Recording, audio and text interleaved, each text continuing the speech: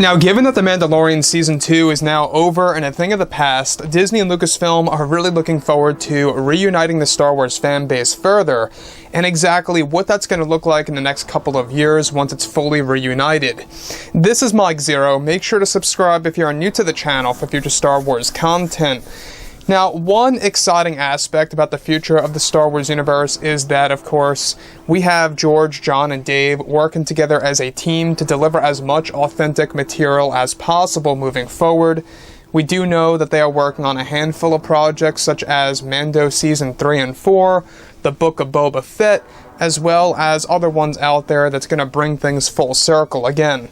A lot of the Star Wars projects are going to be interconnected with each other, such as Ahsoka Tano, Rangers of the New Republic, and the Mandalorian series is going to pretty much be like a triangle, if you will, where it's all going to connect to each other, and in the very center, it's going to lead to a very big finale for those actual key characters that'll expand into new stories after that. Essentially, what they're aiming to do is they want to aim the Marvel phasing system with these new Star Wars projects. Now, on top of all of this, what's really exciting all has to do with the character, like I say, of Luke Skywalker.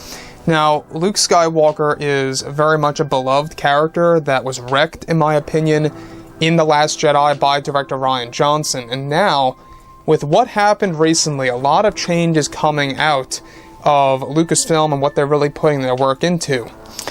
So given that The Mandalorian is now over, both Disney and Lucasfilm are primarily focused on key characters, for example, like Ahsoka Tano, Luke Skywalker, Ezra Bridger as well, and others that will stay in the form of live action on Disney+.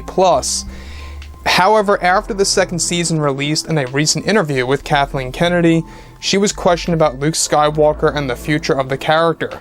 Kennedy went on to unveil that she is leaving it up to the creators like Favreau and Filoni to actually complete the legacy of Luke Skywalker, and that many stories of the character are already in the works.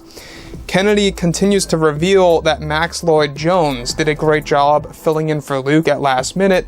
However, they are planning to use Luke differently in future projects moving ahead. Kennedy continued to state that Lucasfilm has been listening to the fans involving Luke, and that they are going to deliver as of right now. Kennedy went on to also reveal that if the fans love Star Wars Legends, then they are in for a big surprise of what's to come with Luke in the near future. Kennedy eventually reveals that the creators at Lucasfilm are building Luke from the ground up in a different way than ever before, and that she is now leaving it up to other creators to handle the character respectfully.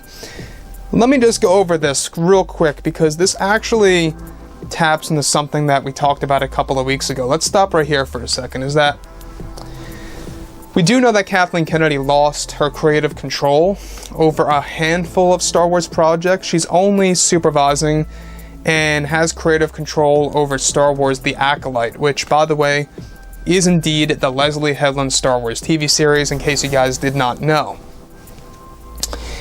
Now, given that how she reveals that it's being handed over to other creators at Lucasfilm, that shows us the shift for the character of Luke and exactly how he's going to be used. The fact that if fans love Star Wars Legends, and how that's going to lead to a very big surprise for the character in the next couple of years, that just goes to show us that what they're aiming to do is that they're modeling Luke after the books, the novels, the comics from the 90s and the early 2000s. In fact, the one from the 2010s, I believe it was 2013, Crucible, that was by far the most interesting book involving Luke, Han, and Leia and a new enemy. And I gotta say, I do suggest that you guys go ahead and read it. I believe it's considered the last Star Wars Legends book, if I'm not mistaken, before Disney took over Lucasfilm in 2012. They had a Legends book come out in 2013.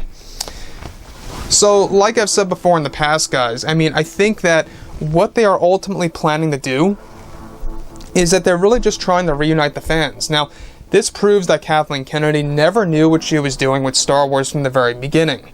She never knew exactly how to handle Luke Skywalker. Obviously, this is essentially Kennedy admitting that she has no control over how Luke is being used from now on. It's gonna be full creative control for Jon Favreau, Dave Filoni, George Lucas and others hopping on board, and that's a good thing. That tells us that things are going to look brighter. Luke is going to be handled respectfully, you know, on many different projects that they are actually developing as we speak. And I think that this really does spell a lot of positivity within Star Wars. It really does.